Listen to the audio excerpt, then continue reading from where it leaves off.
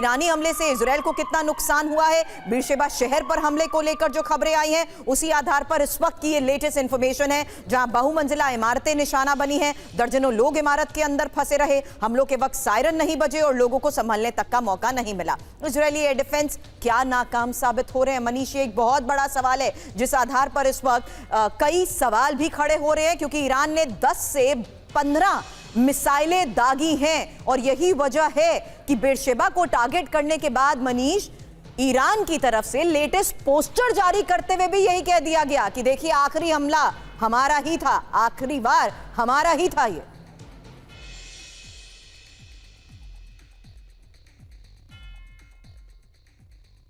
जो दोनों पक्ष होते हैं उनका अपना एजेंडा और प्रोपेगेंडा चलता है, लेकिन अगर आप जैसा कि TV9 लगातार निष्पक्ष होकर और सटीक जानकारी देता है, तो जो मेरा अपना मानना है कि सबसे पहले अगर बात करूं इजराइल के एयर डिफेंस सिस्टम का, तो देखिए सबसे बड़ी बात है कि मान लीजिए जैसे आज भी ईरान की तरफ से 10 या 15 मिसाइल दागी गई, अगर उसमें से एक मिसाइल या 2 मिसाइल आकर गिरी है तो मतलब 90% इजरायली एयर डिफेंस सिस्टम कारगर रहा है। And it's a good amount, you know.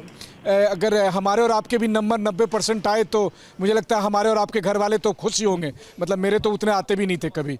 तो कहने का मतलब ये है कि इजराइल एयर डिफेंस की तरफ से जो कोशिश की जाती है उसमें 90% 95% तक वो उन मिसाइलों को रोक पाते हैं। इजराइल में बहुत तबाही होती है। दुनिया का अभी फिलहाल कोई और मुल्क नहीं है जहाँ पर हाइपरसोनिक मिसाइल से अटैक हुआ है, सुपरसोनिक मिसाइल से अटैक हुआ है। इसके बाद भी अगर इजराइल में सब कुछ लगभग कमोबेश सामान्य है तो वो इसलिए क्योंकि इजराइल की जो एयर डिफेंस क्षमता है उसने बहुत हद तक काम किया और उसमें हमने बार बार दिखाने की कोशिश की है कई बार। जैसे मैं आज तेल अवीव में था, तेल अवीव में हमने कैमरे पर रिकॉर्ड किया जब ईरान के मिसाइल आए और इजराइल के एयरफोर्स ने अपने फाइटर जेट के जरिए उसको इंटरसेप्ट करने की कोशिश की, या फिर जो इजराइल के एयर डिफेंस सिस्टम है वो कोशिश करते हैं। तो ये एक अच्छा, अगर आप कहें कि इम्प्रेसिव परफॉर्मेंस है। अब जो दूसरी बात है, ईरान कहता है कि आखिरी हमला हमने किया, ये तो फिर मतलब बच्चों वाली बात होगी कि मतलब 2 बच्चे लड़ रहे हैं और बस शुरुआत किसने की वो तो चलो ठीक है,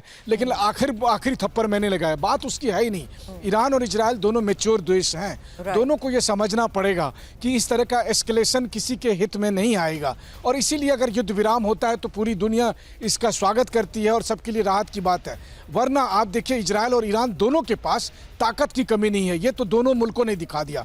इजराइल ने कैसे 13 जून के एक ही दिन में ईरान के मिलिट्री की टॉप लीडरशिप का सफाया कर दिया, उसके बाद ईरान में जो भी इंपॉर्टेंट मिलिट्री साइट्स थे उसको खत्म किया, मिसाइल सिटी को खत्म किया, न्यूक्लियर साइट को खत्म किया। वहीं दूसरी तरफ ईरान ने अपने मिसाइल क्षमता से चौंका कर रख दिया बड़े बड़े मुल्कों को। मैं कहना चाहूंगा कि यहाँ तक कि जो सुपर पावर है अमेरिका, रूस, चीन, उन सबको भी चौंका कर रख दिया। जिस तरीके से एक्यूरेट निशाना बनाया गया है, हालांकि यहाँ पर सिविलियन इलाका टारगेट हुआ है और आई एम श्योर कि ईरान कम से कम अपने बैलिस्टिक मिसाइल का इस्तेमाल जो है वो किसी सिविलियन इलाके की जगह मिलिट्री साइट को करना चाहेगा। लेकिन मैंने हाइफा में देखा कि 50 मंजिला इमारत के ठीक पीछे में 3 मंजिला एक सिक्योरिटी की बिल्डिंग है, वहां आकर उनकी मिसाइल गिरती है। तो ईरान के पास भी 2000 किलोमीटर दूर से आकर और 2 मंजिला एक इमारत को निशाना बनाती है, तो इससे प्रिसाइज और क्या हो सकता है। तो दोनों मुल्कों के पास अचूक क्षमता है और दोनों मुल्कों के पास संहार करने की ताकत है। लेकिन इन सब के बीच अगर युद्ध विराम हो जाता है,